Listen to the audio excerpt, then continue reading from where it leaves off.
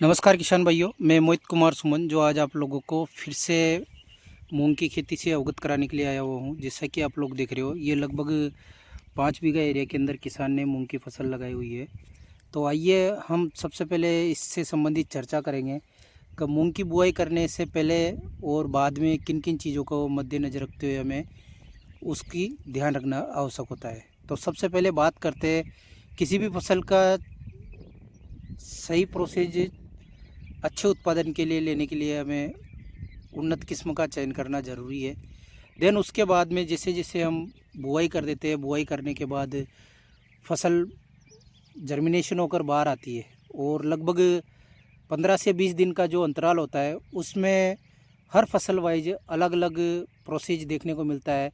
जिससे कि आप लोगों को इस मूंग की फसल के अंदर ये खरपतवार का जो प्रोसेस देखने को नज़र आ रहा होगा, ये देख सकते हो आप इस प्रकार का।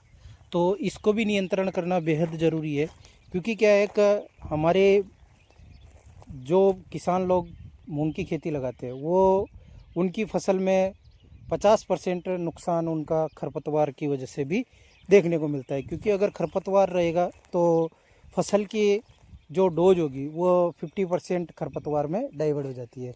तो इस चीज़ को मद्देनज़र रखते हुए हमें खरपतवार का भी नियंत्रण करना बेहद ज़रूरी है। अब गर्मी में लगाई जाने वाली मूंग की फसल के अंदर जैसे चौड़ी पत्ती के और सकड़ी पत्ती के खरपतवार ज़्यादा देखने को मिलते हैं, तो उनको नियंत्रण करने के लिए हम इनके लिए खरपतवार नाशक दवा जैसे आप इमीजा थापर 10% आता है उसका प्रयोग ले सकते हो। अगर सकरी पत्ती का अगर खरपतवार है तो उसके लिए आप सकरी पत्ती के लिए जैसे प्रोफिक्यूजाफोप या क्यूजोलाफोप इथाइल 10% वाला इनका भी प्रयोग हम इसमें कर सकते हैं। बाकी आप लोगों को बताना चाहूँगा इसके साथ साथ में जैसे मान लो चौड़ी पत्ती का खरपतवार और सकड़ी पत्ती का खरपतवार दोनों बराबर मात्रा में है, तो आप इस जगह पे जैसे फ्यूजीप्लेक्स का इनका प्रयोग ले सकते हो। और बाकी आप लोगों को बताना चाहूँगा अभी इस चलते मौसम के अंदर जो मूंग की फसल है उसके अंदर सबसे मेन समस्या जो आ रही है वो किसानों के सामने माथाबंदी की आ रही है। ये इस प्रकार से देख सकते हो आप, मूंग की फसल का जो है जो ऊपरी सिरा है वो बंद जैसा फील देखने को मिल रहा है, ये देख सकते हो आप इस प्रकार का। तो ये क्या है कि इसका सिकुड़न का एक मुख्य मेजर जो समस्या है वो है थ्रिप्स की।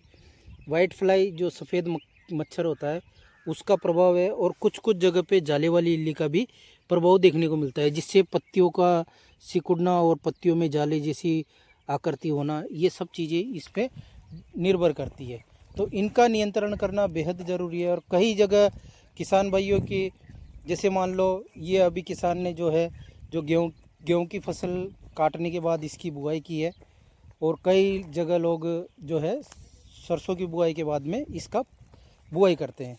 तो इसमें हर फसल का अलग अलग प्रोसेज देखने को मिलता है, अलग अलग इंसेक्ट का प्रभाव देखने को मिलता है। तो इन चीज़ों को मद्देनज़र रखते हुए आप लोगों को बताना चाहूँगा कि अगर आप लोगों ने भी गर्मी में मूंग की खेती लगा रखी है तो उसमें मूंग की खेती के अंदर अगर आपको मच्छर का प्रभाव देखने को मिलता है तो उसको नियंत्रण करना बेहद ज़रूरी है। उसके नियंत्रण के लिए आपको क्या करना है, जैसे इमिडा पिप्रोनिल 40-40 आता है, या फिर एसिटामिप्रिड आता है 20% वाला, या आप थाइमोथक्सम का प्रयोग ले सकते हो, इमिडा 70 का प्रयोग ले सकते हो। इस प्रकार से आप रस चूसक मक्खी मच्छर का तो नियंत्रण कर ही सकते हो। इसके साथ साथ में आपको क्या करना है, जिससे मान लो कि मूंग की जो प्रोसेज है वो अगर डाउन देखने को मिल रही है तो आप इसके साथ में NPK 19-19 का प्रयोग ले सकते हो, या मिक्स माइक्रोन्यूट्रेंट जो 6 एलिमेंट्स वाले होते हैं उनका भी प्रयोग आप इसमें ले सकते हो। आज हम आप लोगों को जो प्लॉट दिखा रहे हैं इसके अंदर एक वेस्टर्न एग्रीसाइंस कंपनी का जो है इसके अंदर एक डेमो ट्रायल करवा रहे हैं। इसमें इसका एक ब्रांड उत्पाद आता है 6 एलिमेंट्स के रूप में ग्रो पावर का, तो उसका हम इसके अंदर ये देख सकते हो आप डेमो ट्रायल करवा रहे हैं। अब इसका रिज़ल्ट हम आज के 8-10 दिन बाद आप लोगों को इसी प्लॉट से विज़िट कराने के लिए हिसाब से आप लोगों तक संदेश पहुंचाएंगे। और बाकी आप लोगों को बताना चाहूँगा, अगर आप लोग जैसे मान लो कि इल्ली का भी प्रभाव देखने को मिलता है तो इसमें इल्ली का प्रभाव नियंत्रण करने के लिए आप या तो इमामेक्टिन बेंजोएट 1.9% या फिर इमामेक्टिन बेंजोएट 5% या फिर क्लोरोनिट पिप्रोनिल जो आता है उसका भी प्रयोग हम इसमें कर सकते हैं। अगर जैसे मान लो किसान भाइयों, आपको जैसे मूंग की फसल के अंदर ये दिन प्रतिदिन किसान भाइयों के सामने एक समस्या और सामने आ रही है, इस प्रकार से मूंग की सूखने की समस्या। तो आप अगर सिंचाई कर रहे हो तो सिंचाई के समय आप इसमें कोई भी फफूंदीनाशक पाउडर का प्रयोग ले सकते हो। जैसे आप थाइफिनेट मिथाइल का ले सकते हो, कार्बन डाइजीमिन कोजेब का ले सकते हो, या फिर काफ़ी सारे और भी आपको फफूंदीनाशक दवाई मार्केट में मिल जाएगी, उनका प्रयोग हम इसके अंदर कर सकते हैं।